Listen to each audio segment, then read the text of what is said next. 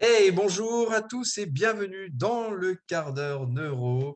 Encore une semaine où on va répondre à vos questions. Alors, la question de la semaine. Quand je marche, je me suis aperçu que j'avais les pieds en canard. Du coup, je me demande si c'est ça qui est à l'origine de mes douleurs de hanche. Fin de question. Ah, ok. Ok. Ouais. Quelqu'un veut commencer? Ah, Vas-y, Seb. Vas-y, Seb. On voit que tu as quelque chose sur le bout de la langue. Vas-y. Non, non, bah, pas forcément. Oui, non, en fait, ça dépend. C'est vrai que nous, en RNP, on utilise beaucoup la marche pour faire l'évaluation initiale, notamment pour savoir déjà sur quel côté du corps tu vas travailler. Et en fonction du pattern de marche, on va dire, on sait plus ou moins les acquis de développement qu'il y a et s'il y a des immaturités au niveau cérébral, entre guillemets. Après, c'est toujours à remettre en contexte. Parce que j'ai un ami en tête en fait qui marchait toujours en canard et en fait là, il a fait des radios et en fait c'était une vraie entre guillemets malformation par rapport à ça, tu vois. C'est toujours à remettre en contexte par rapport à ça, mais c'est vrai qu'on avait dans notre bilan initial la marche en fait en fonction de la structure cérébrale, on parle toujours de la formation réticulo-ponto-bulbaire. En fait, c'est une structure au niveau du tronc cérébral et en fonction de si elle est, entre guillemets, immature, on va dire que tu auras un pied un petit peu plus en ouverture. Et donc, ce qui pourrait expliquer la marche en canard en soi.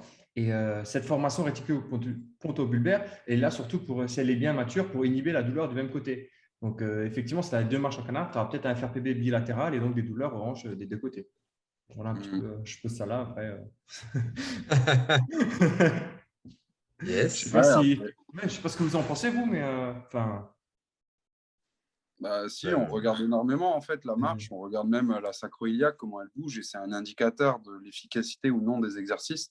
Après, quand il dit douleur aux hanches, c'est vachement large.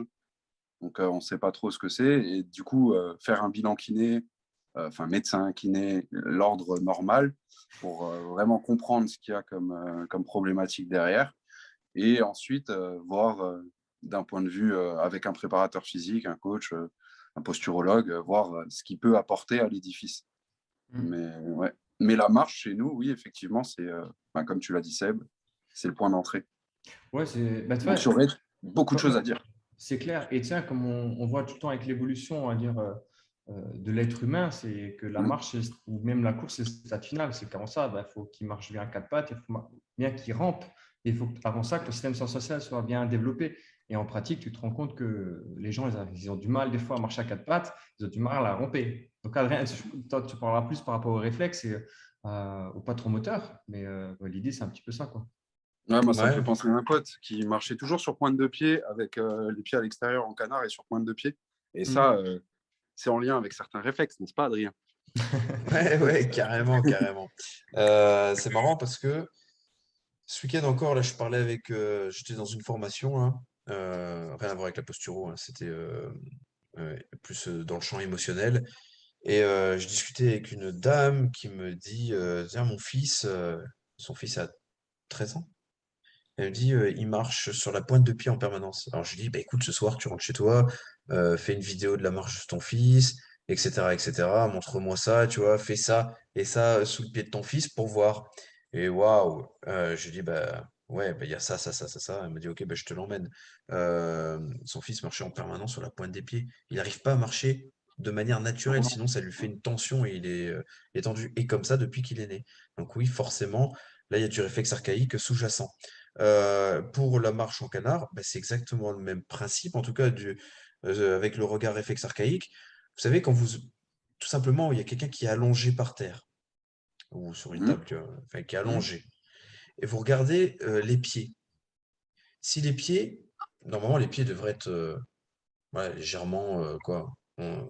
11h05, ouais, 11h10. Mm. 11h05, plus à 45 degrés à peu près, max. S'ils sont beaucoup plus ouverts, donc pieds en canard, et ben là, on va suspecter un réflexe de Babinski. Donc, le réflexe de Babinski, vous savez, c'est je caresse le bord externe du pied, du bas vers le haut, jusqu'en haut du petit orteil. Hop, si le pied bah, il fait un mouvement d'ouverture en éventail. Ça, c'est un réflexe de Babinski. Donc, ce réflexe archaïque-là, qui se développe normalement au tout début, quand l'enfant est né, il ne devrait pas être encore présent plus tard. Si on voit soit un pied qui est plus ouvert que l'autre, soit les deux pieds vachement ouverts, là, on peut se poser la question, ouais, éventuellement, de ce réflexe de Babinski présent. Ce qu'on peut faire aussi, c'est quand la personne elle est vraiment relâchée, vous savez, les pieds allongés comme ça sur la table, on peut essayer, vous savez, de lui demander de venir toucher ces deux. Bon, là, c'est Aux orteils, ouais, les deux pas le anus. pouce, mais les deux gros orteils comme ça. Et bien souvent, les gens qui sont trop ouverts n'arrivent pas à rentrer en rotation interne, là. Et en fin de compte, ils ont souvent des douleurs de hanche quand ils le font. Donc, est-ce qu'il y a une corrélation entre la marche en canard et les douleurs de hanche? Dans la plupart des cas, mis à part une malformation ou quoi que ce soit, ben oui, c'est possible. Moi, j'ai eu une consultation, une petite fille qui avait un pied comme ça et l'autre pied rentrait vers l'intérieur. Ah, Et tu quand nous le avais montré. pied, je vous l'avais montré, je crois, une fois, hein, et quand le Ouais, pied Ouais. était rentré vers l'intérieur, le genou était en position normale. C'est dingue, hein. Et quand elle ouais, essayait de mettre son pied vers l'extérieur, donc elle pouvait pas trop parce que sinon le pied était, ça bloquait tout, Mhm. quoi, tu vois, ça lui pétait le genou. Son genou, il se déportait en même temps. Et donc là, a priori, donc nous on avait fait bilan postural, etc. Euh, j'ai pas travaillé avec eux parce que ils ont jamais fait suite alors enfin, ils ont jamais fait suite aux premiers exercices qu'on avait mis en place. Donc moi, c'est assez rédhibitoire. Si les gens ils sont pas prêts à s'investir, je travaille plus avec eux, mhm. quoi. Donc voilà, ils ont dû suivre une semaine le truc, après ils ont lâché. Euh, Là, des nouvelles que j'ai eues par le biais d'un ami qu'on a en commun, c'est il suspecte un problème au niveau de l'os. Oui, un problème au niveau de l'os. Donc voilà. Je n'en sais pas plus. Par contre, au niveau du bilan, oh là là là là, il y avait plein de choses qui ne matchaient pas, hein. Il y avait quasiment tous les réflexes archaïques étaient présents, etc., etc. Donc ouais, forcément, on se dit donc il y a un déséquilibre au niveau du système nerveux central, il y a un déséquilibre au niveau des commandes motrices. Comment tu veux que quelque chose se passe correctement après par la suite? On ne parle pas du cervelet qui était complètement amorphe. Et retraite, de ce côté-là, ouais. Ouais, c'est ça. Donc, cervelet, au niveau proprioceptif, il n'y avait aucune cartographie du corps. Donc, c'est compliqué de dire au corps, bah, rétablis-toi, c'est ça. Alors, qu'est-ce qu'on va privilégier? C'est toujours pareil. On ne peut pas se mettre contre la médecine. Moi, je ne me mets pas du tout contre la médecine, hein. D'ailleurs, je préconise à tous les gens qui viennent me voir d'aller voir leur médecin avec le bilan postural. La médecine, c'était tout de suite, on va opérer. Moi, j'aime bien en parallèle, en amont d'une opération, quand même suivre au niveau postural parce que c'est quand même jamais naturel de se faire opérer, même si ça peut aider, hein. Donc voilà, ça fait toujours du bien en même temps de réintégrer déjà des petites choses avant et de suivre pendant la phase après au niveau neuro Mhm. ce qu'on peut faire, quoi.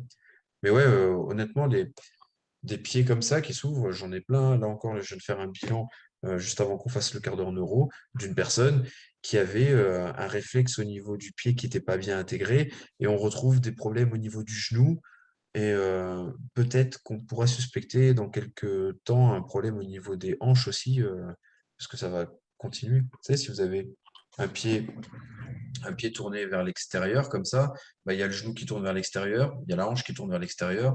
On crée des contraintes, des tensions en permanence. Donc voilà, l'idée, ce serait de retravailler ça. Je dirais, là où c'est quand même le plus problématique, mine de rien, c'est quand même quand c'est asymétrique. Gauche-droite, même si tu es en canard, tu en as toujours un qui est un peu plus en canard que Bah, l'autre. Et ouais, ou t'imagines comme ça? ça. Ouais, T'as un mais comme ça, ou cerveau. alors il y en a un comme ça, hop, et l'autre encore un peu plus, tu vois. Ouais, on le voit souvent, ça, mine de rien. Honnêtement, les gars, on le voit quasiment tout le temps. Un FRPB d'un côté avec un cervelet de l'autre côté. Mais qu'est-ce que fait la hanche? La hanche, même si c'est pas autant abusé, mais ça fait un petit peu une rotation Ah, interne d'un côté, une rotation externe de l'autre côté, quoi. Donc, mhm. après, les gens se plaignent d'avoir mal en bas du dos. Ouais. Parce qu'après, tu as les épaules qui contrebalancent la rotation aussi. Ouais, Euh, ouais, ouais. on voit ça sur les photos de dessus. Il y en a Hmm. beaucoup, hein. Ouais, De toute façon, ouais. ce Et sera puis, toujours une corrélation, enfin, une corrélation un melting pot entre tout, entre l'aspect biomécanique, l'aspect neuro, ce ne sera jamais juste l'un ou l'autre, ce sera tout le temps. Forcément, une mauvaise adaptation neuro aura des conséquences biomécaniques, mais l'inverse, c'est vrai aussi. Donc, si tu as un problème biomécanique, il y aura un impact au niveau neuro aussi. Ouais, Mais en tout exactement. cas, par rapport à la question de départ, dire est-ce que c'est parce que tu as les pieds en canard que tu as mal? Peut-être pas. Oui, mais peut-être non. Moi, Ça demande un peu plus quand même. je dis souvent aux gens, va chez ton ostéopathe. Ton ostéopathe, tu vois, il te manipule, en admettant que ça soit pas médical, hein. Si tu as vraiment des douleurs, va voir ton médecin. Ton ostéopathe, il te manipule. Est-ce que tout de suite après, ça va mieux? Tu vois? Si la personne, elle me dit, oui, ça va mieux, mais après, ça revient, je me dis, OK, il y a un gros lien avec des tensions, c'est biomécanique, etc. Si la personne, elle me dit, bah, je suis allé chez mon ostéopathe, ça n'a rien changé, et que l'ostéopathe n'a pas touché les pieds, etc., je me dis, bon, tiens, on va regarder au niveau des pieds, tu vois. Quelle que soit la situation, de toute façon, il y a souvent quand même un défaut au niveau du pied. Donc, j'ai rarement vu quelqu'un qui avait des pieds nickel. Ah, s'il y a les pieds, il y a peut-être les yeux aussi. Ouais, ouais, ouais. Moi, C'est- ouais. C'est la boucle. On le voit assez bien en posturo, l'axe Ouais. visiopodal, donc les yeux coïncidence sur l'œil, sur les pieds et les pieds sur l'œil. Ouais, ouais, ouais. Et là où tu le remarques aussi, les gens, bah, souvent, qui ont ça, cette asymétrie où ça rentre d'un côté et ça sort de l'autre côté, souvent, ces gens-là, ils ont besoin de rechercher leur pas aussi. Je sais pas si vous avez remarqué, ils regardent souvent là où ils marchent, au lieu de rester concentrés sur une démarche normale, regarder loin devant, quoi.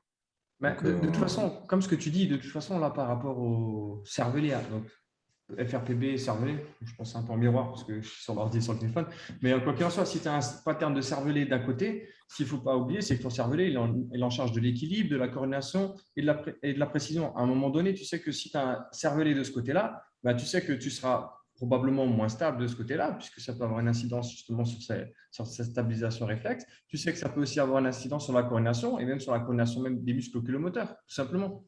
Donc, ton pattern de marche, il montre quand même beaucoup de choses. Ouais, c'est vrai. complètement. Merci Romain. Merci. Non, non, non, mais complètement. Donc, ouais, il faut vite checker ça, quoi, hein, ce que c'est. Si c'est des douleurs, depuis quand, pourquoi. euh, Enfin, voilà. Si c'est des grosses douleurs, allez voir le médecin. Ne pas hésiter à aller voir un posturologue pour peut-être avoir un autre avis aussi, un avis complémentaire. Et essayer de mettre en place déjà des petites corrections et, et puis voir ce que ça peut apporter. Mm. Donc Bon, voilà. bah, Souvent, on me dit souvent, ouais, mais mes pieds, tu sais, ils partent parce que c'est mes fessiers qui sont trop faibles. Qu'est-ce que tu en penses, oui, mais Romain? ça, c'est des gens qui leur ont dit. Les mecs lambda, il ne Ouais, va pas dire ouais, mon pied il part parce que moi j'ai mon muscle des fesses qui est faible ou trop tendu. ouais. C'est des gens, peu importe quelle est sa profession, ils l'ont dit. Ou alors ils l'ont vu sur Internet. Ça ne vient pas de lui-même. Mais bon, Non, après, non, Tu c'est non. parles de l'amnésie des fessiers et tout ça. Ouais, amnésie des fessiers, ouais. Ouais, ça ferait l'objet de. un autre quart d'heure, ça. Ouais, je pense que j'ai essayé de lancer un peu Romain là, mais je vois que il se dit, ouais, il y a trop à dire là. Ouais, on va dire. C'est un muscle, il est pas amnésique, un muscle. C'est juste qu'il y a pas.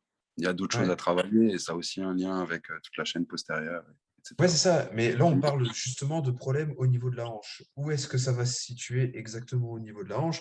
Est-ce que les fessiers prennent? On sait quand même que le réflexe de Babinski va venir développer aussi la mobilité au niveau de la hanche. Donc, Mm. ouais, il y a quand même des corrélations qu'on peut faire là-dessus et se dire, voilà, avant d'aller checker si c'est les fessiers qui sont faibles, peut-être essayer d'aller checker les réflexes archaïques s'ils sont bien en place, quoi. Ouais, est-ce que tu as accès au rampé déjà? Ouais. C'est-à-dire utiliser vraiment ton hallux jusqu'au bout, etc., pour avoir accès à la chaîne postérieure. Il y a plein de petits trucs à checker, des étapes, avant Mm. de penser à des fessiers amnésiques et faire des exos avec des mini-bandes. Alors, je dis pas les exos, je les fais aussi, hein, les exos avec les mini-bandes. Mais pour qu'il y ait un effet notable, il faut que ça soit 20 minutes de travail. 20 Ouais. minutes de travail d'isométrie sur les fessiers, c'est long, hein. Donc, il y a des principes à avoir, progressifs, qui t'amène jusqu'à du renforcement, mais avec peut-être un peu plus de charge qu'avec des élastiques et tout. Pourtant, toi, tu as fait bien des séances de 1 heure d'isométrie là, quand tu Ouais, étais en je fais ça mentorat pendant avec, 3 mois. quand Non, c'était avec Jay genre Schroeder. sur les programmes, ouais. Ouais. Et ouais, c'est long, mais ça marche bien. Il n'y a pas à dire, mais il faut avoir comment dire, la volonté de faire ça. Ouais. Un objectif derrière, et pas juste pour tester. Parce que, Ouais, c'est clair, tu m'étonnes. Ok. ouais, faire des 5 minutes d'ISO, c'est long. Ouais. Bon, ben, on est tout bon? Ouais. Ouais. À partir de demain, on va voir tous les gens en salle faire 20 minutes d'iso sur les fessiers. Ah, c'est sur plein d'exos différents et sur les 3 fonctions des fessiers avec l'extension, la Ouais. rotation interne, etc. Mais c'est ouais, des longues sessions sur les fessiers mais ça arrive dans un tierce, quadruple temps. Avant, il y a autre chose, je pense. Mais on fera un quart d'heure là-dessus. Ouais, c'est super intéressant.